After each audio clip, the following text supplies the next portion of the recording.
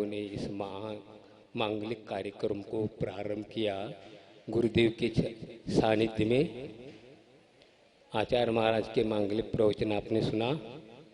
आज श्रुत पंचमी है। देखिए, जब महावीर भगवान को निर्वाण की प्राप्ति हुई, जब निर्वाण की प्राप्ति हुई तब 3 साल 8.5 महीने जब चतुर्थ काल शेष रहा तब उनको निर्वाण की प्राप्ति हुई। इसके बाद इस धरती पर दिव्य देशना को सुनाने वाले कोई अवतरित नहीं हुए। उसके बाद कई और केवली हुए ग्रंथ आदि। इसके बाद पंचम काल में 5 श्रुत केवली हुए। श्रुत केवली के बाद यह आचार परंपरा प्रारंभ हुई। कहा जाता है कि श्रुत केवली के बाद जो भी आचार्य होते हैं वह श्रुतधर और सारस्वत आचार्य हुए। जो एक देश अंग और पूर्व का जो ज्ञान रखते हैं उनको श्रुतधर आचार्य कहते हैं, और उसके बाद जो हुए वह सारस्वत आचार्य कहलाते हैं। जो कि इसमें प्रमुख आचार्य श्रुतधर आचार्य हुए पुष्पदंत भूतबली, अरहत बलि, उमा स्वामी, कुंद और अनेक हुए। इसके बाद समंतप्रद आदि और आचार्य हुए। यह गंगा बहती बहती आज तक यहाँ आई है। अभी आप लोगों के सामने मैंने मंगलाचरण किया। इस मंगलाचरण में सचखंड आगम में एक गाथा आती है, जयो दर्शन नाओ, जयवंत हो दर्शनाचार्य। जिन्होंने पुष्पदंत भूतबली को पूरा का पूरा श्रुत का अध्ययन किया है, ऐसे श्रुतधर आचार्य जो दर्शनाचार्य हुए, जिन्होंने महाकंभ पावड़ के रूपी शैल को अपने मस्तक पर धारण करते थे, उसको शैल को उन्होंने पुष्पदंत और भूतबली को अर्पित किया। ऐसे दर्शनाचार्य को मैं प्रणाम करता हूँ। ऐसे आचार्यों ने इस प्रकार उस श्रुत की आराधना के रूप में और उसकी प्रशंसा के रूप में लिखा है। तो आज वह आज मौजूद है, जो कि सीधा सीधा जो है अंग और पूर्व से संबंध रखने वाला षटखंडागम है, जो कि यह चलिए आ रहे ऐसा वह महान ग्रंथ है, सबके बुद्धि के योग्य नहीं है। और इस युग में महान आचार्यों लिख के चले गए। इसके बाद उसका अनुवाद भी हुआ है, लेकिन अनुवाद होने के बाद भी सबकी बुद्धि के योग्य नहीं रहा, केवल प्रणाम करके रह जाते हैं। अभी मैं यह बात संस्मरण के रूप में बताना चाहता हूँ। आज से 40 साल पहले मैं द्रोणगिरी में था एलेक जी के रूप में, और उस वक्त आचार्य महाराज के सामने में कुछ विद्वानों ने आकर कहा, आचार्य महाराज एक निवेदन आपसे है कि आपके शादी में एक कार्य करना चाहते हैं क्या? तो उन्होंने कहा, जो कि मुंडबिद्री आदि महाक्षेत्रों में जो षटखंड आगम को रखा गया था, हम लोग प्रणाम करते थे, नमस्कार करके आते थे, उसका अनुवाद करने वाले महान विद्वान मौजूद हैं, उन्होंने किया। सब ग्रंथ, वह ग्रंथ आप में मौजूद हो गया, प्राप्त हुआ, सभी मंदिरों में प्राप्त है, लेकिन हम उसको अब समझ नहीं पाते हैं। इसलिए हम आपसे निवेदन करते हैं कि जो विद्वान जो मौजूद हैं वह आपके सानिध्य में वो उसका उच्चारण करे, पाठ करे, कुछ हम लोगों को कुछ उसका उच्चारण हमारे कानों तक पड़े। इसलिए हम आपसे विजन करते हैं कि आप सागर में आकर के यह प्रारंभ करें, तो बात अच्छी बात है, ऐसे कहा। तो उस वक्त आचार्य महाराज ने बाद में कहा, कभी कभी कहते नहीं, हम लोगों को ये बात कहते थे, आचार्य महाराज जब तक कपड़े में हैं आप लोग तब तक मैं षटखंड आगम और समय सार नहीं पढ़ाऊंगा। हम लोग कपड़े में थे, लंगोट में थे। जब षटखंड आगम वाचना हुई उससे पूर्व हम लोगों को मुनि दीक्षा हुई। उसके बाद 2 दिन के बाद यह षटखंड आगम वाचना प्रारंभ हुई। जिन्होंने बड़े बड़े विद्वान बनारस के आदि थे, कैलाश चंद्र जी, फूलचंद जी आदि बड़े थे, जिन्होंने अनुवाद किया, वे आचार्य के सानिध्य में प्रारंभ किया। उसको ऐसा गहन विषय है, कर्म सिद्धांत संबंधी इसमें वर्णन है। देखिए 148 कर्मों का वर्णन आदि सूत्रबद्ध आचार्यों ने लिखा, और वह ऐसा है कि जिस वक्त ये लिखा गया पूर्ण हुआ उस वक्त देवों ने आकर के पुष्पदंत भूतबली आचार्यों की क्या की अर्चना की, पूजा की। तब से यह पर्व प्रारंभ हुआ श्रुत पंचमी के नाम से। ऐसा यह अद्भुत अच्छे कार्य महान ग्रंथ आज मौजूद हैं, लेकिन यह ग्रंथ सभी के पढ़ने योग्य नहीं, श्रावक पढ़ नहीं सकते। इतिहास में लिखा गया है, इसके अध्ययन कर रहे थे नीविचन सिद्धांत चक्रवर्ती, जिनके सानिध्य में श्रवण में जो मूर्ति बनी गोमटेश्वर की, उन्होंने उसकी प्रतिष्ठा की।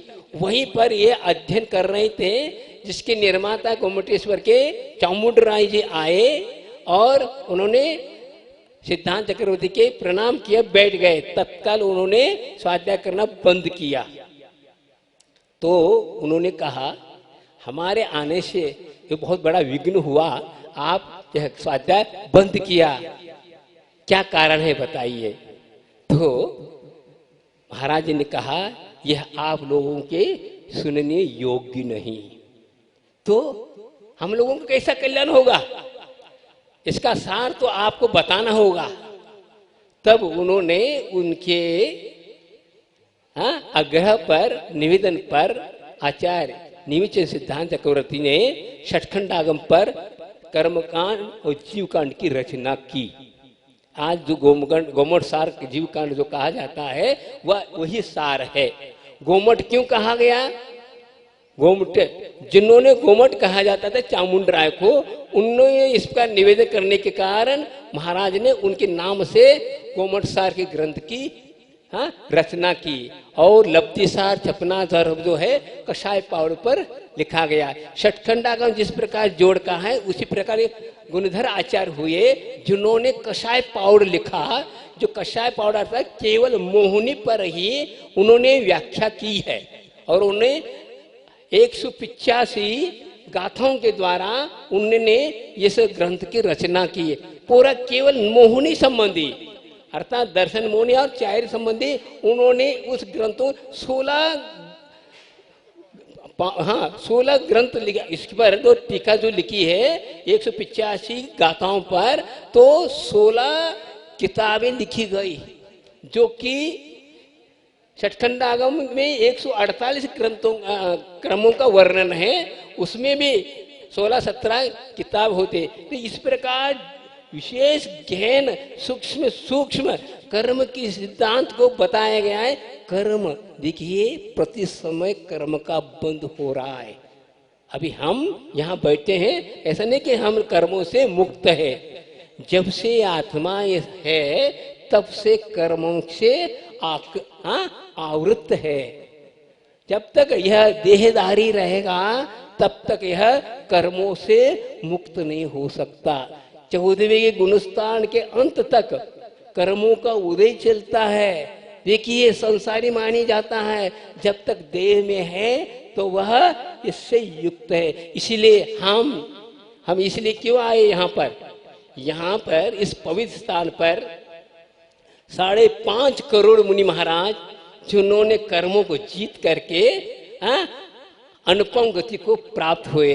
यह एक कर्म सब कर्मों से युक्त है। अनादिकाल से हम लोगों ने कर्म सिद्धांत पर विश्वास नहीं किया। हम दूसरों पर ही उंगली उठाते हैं। नहीं, जो भी हो रहा है, जो भी आपको मिल रहा है, वह सुख हो या दुख हो, पुण्य हो या पाप हो, जो भी हो रहा है वो हमने किया है। इस विषय पर हम विश्वास नहीं कर पा रहे। जिस दिन हमने विश्वास किया, समझ लो अब हमारा संसार अंत आ गया। देखिए आज हम इस युग में खूब स्वाध्याय कर रहे हैं, सब कुछ कर रहे हैं। स्वाध्याय तो कर रहे हैं, लेकिन क्यों कर रहे हैं, किस वास्ते कर रहे हैं, इससे लाभ क्या है, ये हम नहीं सोच रहे। कर्म निद्रा होनी चाहिए। कर्म निद्रा ऐसे सामान्य नहीं होती। उसकी एक नियम है, उसके साथ करेंगे तो कर्म निद्रा होगी, अन्यथा नहीं। आचार्य महाराज ने कहा, एक बार उदाहरण दिया, जैसे समझ लो दो व्यक्ति हैं और दोनों व्यक्तियों ने 10-10 लाख रुपए बैंक में क्या किया, रखा, और एक ने 10 साल के मैं लिखी देता हूं एफडी कर दी, और एक ने नहीं किया। दोनों ने 10 लाख रुपए बैंक में रखे, ब्याज किसको मिलेगा? जिन्होंने दस्तखत किया है, एफडी लिख दिया, उसको मिलेगा, दूसरे को नहीं मिलेगा। मिलेगा तो सामान्य। इसी प्रकार हम लोग स्वाध्याय कर रहे हैं, लेकिन निर्जरा तब होगी, उसके जो नियम है, क्या स्वाध्याय जो है अंतरंग तप के अंतर्गत है, क्या समझे नहीं? अंतरंग तप है। 28 मूल गुणों में भी नहीं लिखा। 28 मूल गुण आप गिनती लगाएंगे, उसमें स्वाध्याय नहीं लिखा। स्वाध्याय कहाँ है? उत्तर गुणों में। अभ्यंतर तप के अंतर्गत स्वाध्याय लिखा है। तो आप कहिए क्या कैसा होगा? तप को जो धारण करता है वह स्वाध्याय करता है, तो उसकी कर्म निद्रा होगी और उसको क्या होगा? स्वाध्याय का फल मिलेगा। तो स्वाध्याय की परिभाषा करते हुए सर्वार सिद्धि में कहते हैं, ज्ञानाराधना आलस्य भावो ज्ञानाराधना भावना स्वाध्याय कहा। अर्थात आलस्य को, प्रमाद को छोड़ करके हम यदि ज्ञान की आराधना करते हैं तो वास्तविक क्या है? स्वाध्याय है। ऐसा नहीं कि किताब उठाई पढ़ ली, ठीक है वो हम मानते हैं, लेकिन वास्तविक तो अप्रमत्त अवस्था को जो प्राप्त होता है वही क्या होगा? स्वाध्याय का सही सही लाभ लेता है। कोई बात नहीं, आप हम लोगों के सौभाग्य से चारों प्रकार के क्या अनुयोग हमें प्राप्त हैं, उनको हम क्या मन वचन का प्रयोग शुद्धि के साथ हम यदि इसका पठन पाठन वाचन करते हैं, अवश्य कर्मों की निद्रा होगी, नहीं तो नहीं। हम अपने लिए कम से कम भी क्या सप्ति व्यसन का तो त्याग करें, देव शास्त्र की पूजन करें, आदि करें, इसके बाद यदि करते हैं तो हम उसका लाभ उठाते, नहीं कि केवल किताब पढ़ने मात्र से नहीं है। इसके अलावा एक जगह आचार्य महाराज ने लिखा है, पूर्वाचार्य ने, कि नमोकार मंत्र का जाप करना भी स्वाध्याय लिखा। क्या कहा? नमोकार मंत्र भी का जाप करना भी स्वाध्याय लिखा है। आप देखिए, यदि आप नहीं कर पाते नमोकार मंत्र का जाप कर रहे हैं, अवश्य आपकी क्या हुए? विशुद्धि बढ़ेगी, कर्म निद्रा हो रही है। द्वादशांग का सार क्या है? नमोकार मंत्र है। क्या ये कहा? एक जगह लिखा है, स्पष्ट लिखा है कि वह क्या है? नमोकार मंत्र जो है द्वादशांग का सार कोई है तो नमोकार मंत्र है। तो आप नमोकार मंत्र जो अनादि अनिधन, जो असंख्यात गुणी निद्रा के लिए अनन्य कारण है। तो स्वाध्याय का सार तो यह है। एक जगह एक और आचार्य ने लिखा, ज्ञानी कौन है, शास्त्रों को ज्ञाता कौन है, इस विषय में भी कहते हैं क्या? शर्मार्थम शास्त्रानि विहितानि मनुष्य भी सहैव सर्व शास्त्रज्ञ यश शांत सदा मन। अर्थात क्या? वह सब शास्त्रों को ज्ञाता है जिसका मन शांत है। क्या कहा? जिसका मन शांत है वो वास्तविक सब शास्त्रों का ज्ञाता है। और खूब हम ज्ञान कर रहे हैं, लेकिन आकुलता और चंचलता बढ़ रही हैं, अनेक प्रकार की आकांक्षाएं इच्छाएं बढ़ रही हैं, तो वह स्वाध्याय नहीं, वो ज्ञानी नहीं कहलाता है। ज्ञानी तो वह है जो मन को शांत करता है, आकुलता शांत है, वो वास्तविक क्या है? ज्ञानी है। देखिए, द्वादशांग का पाठी भी नहीं है। क्यों? वह इसका भी चित्त नहीं है। ध्यान गुप्ती अवस्था जो प्राप्त करता है, इस प्रकार का अध्ययन करने के बाद जो गुप्ती में उतरता है तो वह मन शांत होता है। अंतर्मूर्त के लिए तो केवल ज्ञान की प्राप्ति होती है। ऐसा है आज भी यह महान ज्ञानामृत हम लोगों को पूर्वाचार्यों ने हम लोग पर उपकार करके चले गए, उसी की बदौलत हम लोग यहाँ पढ़ रहे हैं। आज क्या किसको मालूम था यदि ये ग्रंथ नहीं होते तो हम अपने आत्मा का कल्याण किस प्रकार कर सकते थे? नहीं कर सकते थे। इसी बात को लेकर के समय हो रहा है, 5:15 बज गए हैं। एक श्लोक बोलता हूं, उसमें किस प्रकार कहा है, स्वाध्याय का फल क्या है, ज्ञान की आराधना क्यों करना चाहिए। आचार्य ज्ञानार्णव शुभचंद्र आचार्य हुए, जिन्होंने ध्यान का ग्रंथ लिखा है।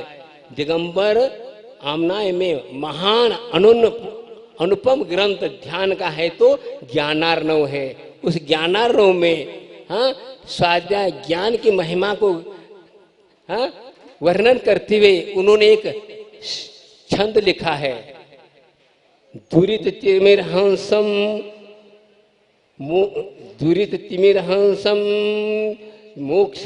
मोक्ष लक्ष्मी सरोजम मदन भुजग मंत्रम चित्त मातंग सिंहम व्यसन घन समीरम विश्व तत्वेक दीपं विषय सपर जालम ज्ञान माराधयतम। इसमें कितनी बात कही उनने। क्या दुरित तिमिर हंसम, अज्ञान रूपी अंधकार को दूर करने के लिए यह स्वाध्याय, यह ज्ञान, भगवान की वाणी सूर्य के समान है। सूर्य होते ही घनघोर अंधकार शांत होता है।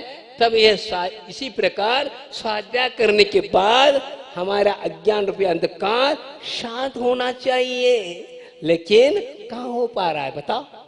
विषय कशा और बढ़ते जा रहे हैं और उसका हम रहस्य समझ नहीं पा रहे हैं। इसलिए ऐसा शब्द रूप में नहीं है ज्ञान, ज्ञान तो अंदर है। ज्ञान जो है जीव का अनन्य गुण है। ज्ञान उसके बिना जीव नहीं कहलाता है। ज्ञान किसे कहते हैं? जब मैं कुंडलपुर में आया था, व्यक्ति बोला करते थे, ज्ञान किसे कहते हैं? स्याही और कागज के बीच में जो रहस्य है वो ज्ञान है। क्या बात है, समझ में आई? नहीं आई समझ? ज्ञान किसे कहते हैं?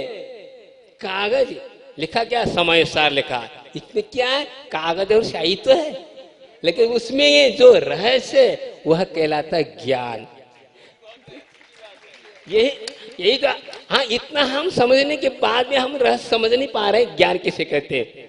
तो ज्ञान किताब में नहीं, आत्मा समय सार कहते किताब उठाने लगते, गलत है। आत्मा और समय सार यहाँ है, यहाँ नहीं। केवल ये संकेत मात्र है। इस संकेत को ही हम समय सार मानने लगे जो गलत हुआ। हाँ, समझ लो, नेमावर से क्या सागर की ओर जा रहा है। हाँ, बोर्ड पर, अब बोर्ड के सामने खड़े रहेंगे सागर पहुंच जाएंगे क्या? नहीं ना। इसी प्रकार ये है समय सार। इसको हम लेकर बैठे तो समय सार की अनुभूति होगी नहीं। खुद आचार्य स्वयं कहते हैं कि जब तक ये समय सार की गाथाएं जब तक आप रटते रहेंगे तब तक समय सार की अनुभूति नहीं होगी। जैसे मुंह में चॉकलेट ले लिया और वह मीठा नहीं लग रहा तो क्या हुआ? काम का नहीं, वो घुल नहीं रहा ना। इसी प्रकार जीवन में ये गाथाएं घुल गई तो अनुभूति अपने आप है। जैसा बच्चा आनंद की अनुभूति करता है, चॉकलेट में लेते हाँ शांत हो जाता है, रोना बंद करता है। क्यों? उसको स्वाद आने लगा। इसी प्रकार हम समय साथ पढ़ रहे हैं लेकिन स्वाद नहीं आ रहा है। इसका मतलब अभी आप शब्दों में अटके हैं, इसलिए आपको सही सही स्वाध्याय का फल दिखाई नहीं दे रहा है। जब सही समय साथ हुआ है, जिन्होंने निर्गंत अवस्था को प्राप्त किया, हाँ अवश्य उसको समय सार की अनुभूति होगी। तो मैं क्या बोल रहा था? दुरित तिमिर हंसम मोक्ष लक्ष्मी सरोजम। ये स्वाध्याय, ये ग्रंथ कैसा है? हाँ, मोक्ष रूपी लक्ष्मी के लिए सरोजता कमल के समान। लक्ष्मी कहाँ निवास करते हैं? कमल में। इसी प्रकार यह मोक्ष रूपी लक्ष्मी को प्राप्त करना है तो यह स्वाध्याय, यह ज्ञान वीतरागवाणी कमल के समान है। और क्या कहा? मदन भुजंग मंत्रम। मदन अर्थात वासना, वासना रूपी भुजंग अर्थात सर्प को यदि हम कीलित करना चाहते हैं तो ये मंत्र के समान सपरिया जो है एक मंत्र बोलता है, फुंकारता हुआ सर्प भी शांत होता है। इसी प्रकार क्या वासना रूपी सर्प को, भुजंग को यदि आप अपनी निर्विष करना चाहते हैं तो यह चिन्वानी पढ़िए। किसको अनुभव हो रहा बताओ? हाँ, वही करेगा जिन्होंने निर्गंत अवस्था को प्राप्त किया, वही कर सकता है, नहीं तो नहीं। चित्तमातंग सिंहम, चित्रूपी हाथी को, हाँ, जो कि वह मदन, हाँ, मदोन्मत्त हो चुका है। चित्रूपी हाथी, हाँ, इतना क्या हुआ है? मदोन्मत्त हुआ है। उसको कीलित करने के लिए क्या है? शेर के समान, सिंह के समान। सिंह यदि दहाड़ता है तो हाथी आपो आप इतने बड़ा विशाल काय शरीर वाला हो तो भी वह शांत होता है, निर्मद हो जाता है, आदि होता है। इसी प्रकार चित्रूपी हाथी को हमें क्या करना है? कीलित कर अपने वश में करने के लिए ये क्या है? शेर के समान। कौन कर रहा है बताइए? ये अनुभूति होना चाहिए। स्वाध्याय का फल है ये। विषण घन समीरम, तुक रूपी बादल छा जाए और उसको हटाने के लिए क्या है? पवन के समान है। हवा के हवा चलती है तो बादल चित्रित हो जाते। इसी प्रकार जो अपनी यहाँ शरीर, अपनी जीवन में अनेक प्रकार के कष्ट, हाँ, दुख आ जाते तो यहाँ एक एक गाता बोलो अपने यहाँ, ये सब शांत होते। हम लोग क्या करें? यही तो कर रहे हैं यहाँ पर, और कुछ नहीं करना। कर्म की निंदा इसी प्रकार की जाती है। ऐसा नहीं कि बस बैठने से नहीं, इस प्रकार हमने जो समझा वो करेंगे तो अवश्य होगा। और विषय सपर जालम अर्थात इंद्रिय रूपी मछलियों को पकड़ने के लिए जाल के समान है। इंद्रियां हमारे क्या है? चंचल हैं, अपने अपने विषयों की ओर दौड़ रही हैं। इसी के कारण कर्माश्रय हो रहा है। इसलिए यदि हम उनको इंद्रियों को, इंद्र रूपी मछलियों को पकड़ना चाहते हैं, ये क्या है? जाल के समान है। इसलिए इसलिए ज्ञान की आराधना करो, जिससे आपका जीवन क्या होगा? इसी प्रकार प्रत्येक आत्माओं ने यहाँ पर 5.5 करोड़ मुनि राजों ने ऐसी साधना की, ऐसी स्वाध्याय किया, उसका फल उनको यहाँ मिला। ऐसा पवित्र स्थान पर हम लोग यहाँ विराजे हैं। और यह आज भी इस कलिकाल में भी ऐसा पवित्र पावन परमाणु यहाँ पर संग्रहित है। इसलिए क्या यहाँ पर इस जंगल में भी मंगल हो रहा है और इस भव्यात्माएं यहाँ आकर अपने आप को कृतकृत्य आनंद का अनुभव कर रहे हैं। समय हो गया, आज आचार्य से नहीं आए, कोई बात नहीं, आप लोगों की भावना थी इसलिए हमने आचार्य जी की बिना कहे फिर भी हमने कहा, आप लोगों की भावना थी इसलिए मैंने प्रवचन किया। तो एक कहने का तात्पर्य है, आज उस जिनवाने का एक बूंद भी यदि हम अपने जीवन में उतारते हैं तो आनंद ही आनंद है। संसार में ऐसा कोई आनंद देने वाला नहीं जिसको आप आनंद खरीद सको, कोई नहीं है। यही एक विश्वास है। बड़े बड़े तीर्थंकर, चक्रवर्ती आदि आदि इन्होंने सब छोड़ करके इस पद को, दिगंबर पद को अंगीकार किया। क्या क्यों किया बताओ? उनको 3 पद के धारी कौन थे? 3 तीर्थंकर हुए, शांतिनाथ, कुंतुनाथ, हरनाथ, कामदेव थे, तीर्थंकर थे और चक्रवर्ती भी थे, सब कुछ थे। फिर भी उनको शांति नहीं मिली। शांति कहाँ मिली? शांतिनाथ बन गए, शांतिनाथ बन को गए तब शांतिनाथ बन गए। ऐसे नहीं कि वो वैभव भोक्ते में आ गया, उनको भवन में नहीं आया, राजभवन में नहीं, वन में शांति मिलेगी। जिन जिन महान आत्माओं ने बड़े बड़े पद को प्राप्त करके भी वे चले गए। वन की एक विशेषता है, वन है, वन में 2 अक्षर हैं, वन में वन है, इसका विलोम करो 9।